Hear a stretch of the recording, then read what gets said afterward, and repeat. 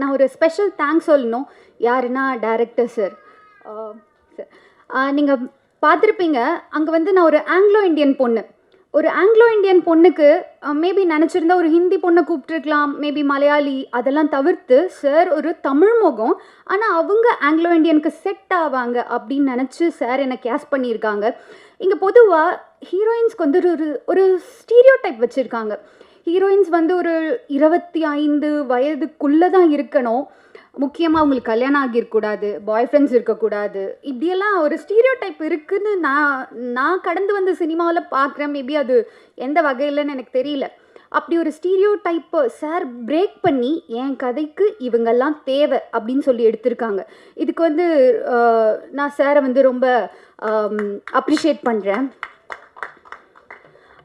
முக்கியமாக இப்போ நம்ம பார்த்துருப்போம், மாரி செல்வராஜ் சாரோட அந்த ஒரு இன்டர்வியூ பார்த்துருப்போம். சார் சொல்லியிருக்காங்க, டெடிக்கேட்டிவான ஒரு ஆர்டிஸ்ட்டை தான் நான் எடுத்தேன், அது மலையாளி அப்படியெல்லாம் நான் பார்க்கல, அவங்க டெடிக்கேட்டிவாக இருந்தாங்க, நான் எடுத்தேன் அப்படின்னு சொல்லி சார் சொல்லியிருந்தாங்க.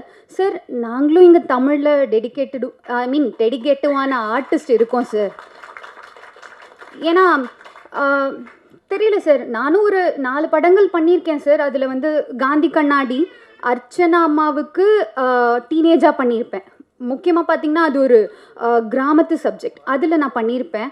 அதுக்கு அப்படியே ஆப்போசிட் பார்த்திங்கன்னா கமர்ஷியல் பண்ணியிருப்பேன், ஸ்டண்ட்டு பண்ணியிருக்கேன், கமர்ஷியலான ஒரு சாங் பண்ணியிருக்கேன். சார் ஞாபகம் இருந்துச்சு, இங்கே பார்க்கும்போது சார் கூட ஞாபகம் வச்சு கேட்டாங்க, அப்படி ஒரு ப்ராஜெக்ட் பண்ணியிருக்கேன். டெடிக்கேட்டிவ்னா என்ன டெடிக்கேஷன் சார்? நாங்கள் எங்களால் முடிஞ்ச எஃபர்ட் போடுறோம், ஆனால் அது உங்கள் கண்களுக்கும் உங்களோட பார்வைக்கும் உங்கள் காதுகளுக்கும் வந்து சேரலை.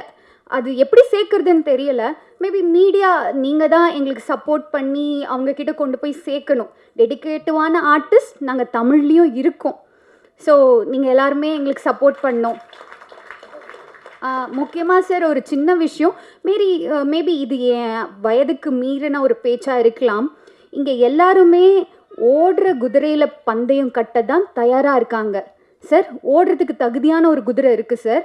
ஒரு வாட்டி பந்தயம் கட்டி தான் பாருங்களேன், அது எவ்வளோ தூரம் ஓடுதுன்னு.